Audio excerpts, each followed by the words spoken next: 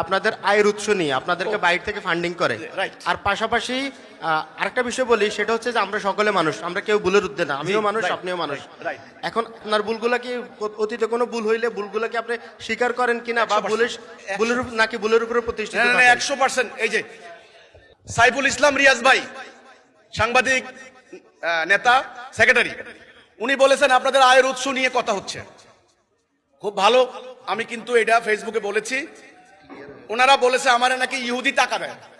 আমি বলছি ওই অনর্থক কথা বলা, তথ্যবিহীন কথা বলা বেআইনি। আল্লাহ নিষেধ করেছেন অনুমান নির্ভর কথা বলিও না, অনুমান ব্যর্থ হয়, আল্লাহ বলেছেন।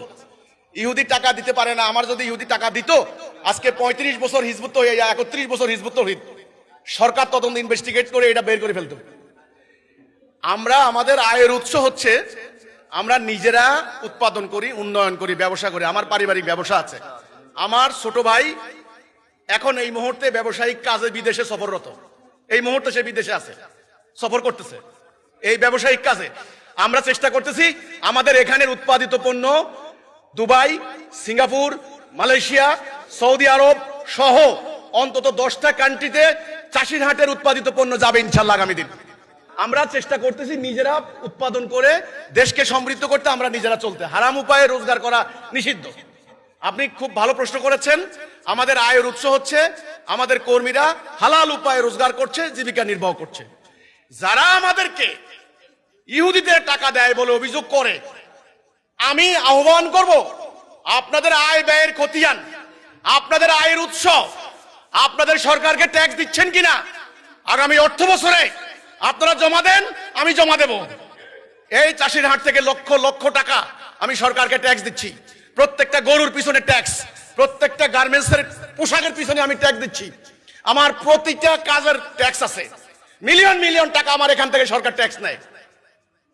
আপনারা কত টাকা দিচ্ছেন? আপনাদের আয়ের উৎস সরকারের কাছে সাবমিট করেন, দুর্নীতি দমন কমিশনের কাছে। আমি নিজেকে সাবমিট করব। নাম্বার 2, আপনি বলেছেন হ্যাঁ ভুলের ঊর্ধ্বে কিনা। আমি পরিষ্কার করে গণমাধ্যম কর্মীদের সামনে বলতে চাই, কোন মানুষ ভুলের ঊর্ধ্বে নয়। বাবা আদম, আস্তাগফিরুল্লাহ, কোরআন বলে বাবা আদম ভুল করেছেন। রব্বানা যালামনা আনফুসানা ওয়া ইল্লাম তাগফির লানা ওয়া তারহামনা লানাকুনান্না মিনাল খাসিরিন, কোরআনের আয়াত। রব, আমি নফসের উপর জুলুম করেছি, বাবা আদমের দোয়া। কাজে বাবা আদম ভুল করেছেন, আল্লাহ মাফ করে দিয়েছেন। তিনি নিষ্পাপ, তিনি নবী। প্রত্যেক নবীরা নিষ্পাপ ছিলেন, তারা আল্লাহর কাছে তবুও তওবা করতেন। ঈসা আলাইহিস সালামের মতো নিষ্পাপ নবী 70 বার তওবা করতেন দৈনিক, এটা আসছে বর্ণনা হাদিসে। আর আমি অত্যন্ত গুনাহগার সাধারণ মানুষ। আমি ভুলের ঊর্ধ্বে নই, আমি পাপের ঊর্ধ্বে নই। আমার অতীতের কোনো পাপ, কোনো ভুল, কোনো মিস্টেক যদি কিছু হয়ে থাকে, আপনারা আমাকে মেনশন করেন, আপনারা আমাকে বলেন যে এই জায়গাটা তোমার ভুল হয়েছে। আমি তো আল্লাহর জন্য কাজ করি, হাসরের দিন আল্লাহর সামনে আমাকে দাঁড়াইতে হবে। আমি নির্ভয়ে, নিশ্চিন্তে, নিঃসংকোচিত্তে আমি সরি বলবো, তওবা করব। এবং আগামী দিন পথ চলায় যদি কোনো ভুল করি, যদি কোনো মিস্টেক করি, যদি কোনো স্পষ্টত শরিয়ার বিধান আল্লাহ না করে যদি লঙ্ঘন হয়, আপনারা আমাকে মেনশন করবেন, আপনারা আমাকে ঠিক পথে চলার জন্য অনুপ্রেরণা দিবেন। শুধু আপনাদের কাছে আমি একটা দোয়া চাইবো, আপনারা আমার জন্য দোয়া করবেন, আমরা যেন আমাদের এই জীবনকে আল্লাহর দ্বীন প্রতিষ্ঠার জন্য নিয়োজিত করতে পারি। আমাদের দুনিয়াবি কোনো স্বার্থ নাই।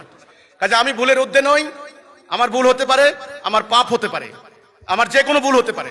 এমন কোনো ভুল যদি করে থাকি, আপনারা বলবেন, আমি তওবা করবো, ইস্তেগফার করবো, কোনো কথা নেই। নবীরা তওবা করেছেন, আমরা কি?